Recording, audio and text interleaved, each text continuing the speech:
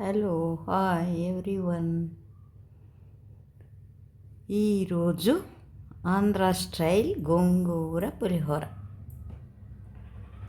ఈ పులిహోర ప్రయాణాలకు కానీ, లంచ్ బాక్సులకు కానీ, పండుగలకు కానీ చాలా బాగుంటుంది. పుల్ల పుల్లగా గుమ్మగుమ్మలాడే ఆంధ్ర స్టైల్ గోంగూర పులిహోర.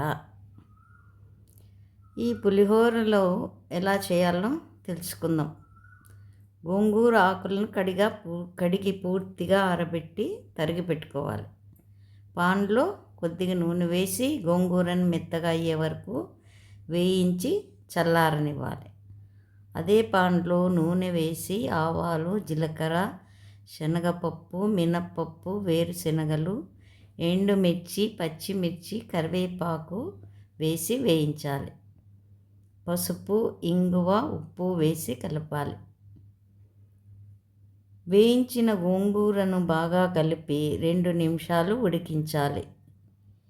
ఈ గోంగూర మిశ్రమంలోకి కొద్దిగా నువ్వుల పొడి కూడా కలిపితే గోంగూర పులిహోర రుచిగా ఉంటుందండి. ఈ గోంగూర మిశ్రమం చల్లారిన తర్వాత అన్నంలోకి వేసి మెల్లగా కలుపుకోవాలి. అంతే, గోంగూర పులిహోర సిద్ధం. థ్యాంక్